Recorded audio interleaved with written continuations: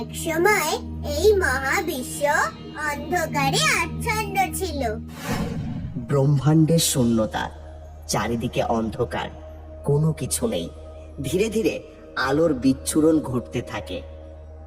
ব্রহ্মাদেব এক বিশাল সিংহাসনে উপবিষ্ট। তার চারটি মুখে সৃষ্টি করার গভীর চিন্তা। আমি সৃষ্টির রূপ দিতে চাই, কিন্তু কোথায় সেই শক্তি যেই সৃষ্টিকে রূপ দেবে? সবকিছু যেন অগোছালো, বিশৃঙ্খল। জ্ঞানের আলো ছাড়া সৃষ্টির সৌন্দর্য আসবে কিভাবে? ব্রহ্মা ধ্যানমগ্ন হন। তার মস্তিষ্ক থেকে এক অভূতপূর্ব আভা নির্গত হয় এবং সেই আভা থেকে আবির্ভূত হন এক দেবী। উজ্জ্বল শুভ্রবসনা, চতুর্ভুজা, এক হাতে বীণা, অন্য হাতে বেদ, অপর দুটি হাতে বড় অভয় মুদ্রা। দেবীর আবির্ভাবে চারিদিকে সুমধুর সঙ্গীত বেজে ওঠে। ব্রহ্মা দেবীকে দেখে বিস্মিত আনন্দিত হয়। তুমি কে হে মহাশক্তি? তোমার আবির্ভাবে আমার হৃদয় প্রফুল্ল হয়ে উঠেছে।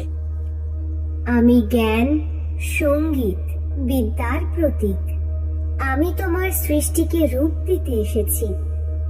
দেবী সরস্বতী বীণা বাজান, আর তার সুরে ব্রহ্মাণ্ডের বিশৃঙ্খলা দূর হয়ে যায়। নিয়মিত সুর ও সৌন্দর্যের আবির্ভাব ঘটে।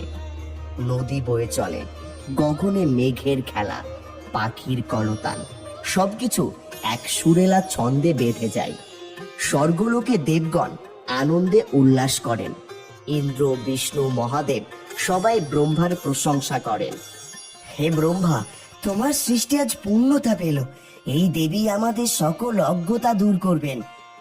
তিনি হবেন জ্ঞানের উৎস, বাণী ও বিদ্যার দেবী। ব্রহ্মা দেবীকে আশীর্বাদ করেন এবং ঘোষণা করেন তার নাম হবে সরস্বতী। দেবী সরস্বতী পৃথিবীতে আসেন মানুষকে শিক্ষা ও জ্ঞানের আলো দিতে। তিনি প্রথমে বীণা বাজে সঙ্গীত সৃষ্টি করেন, বেদ প্রদান করেন এবং মানুষকে লেখার বিদ্যা শেখান। জ্ঞানই শক্তি, বিদ্যাই মুক্তি। যে জ্ঞান অর্জন করবে সে কখনো অন্ধকারে থাকবে না।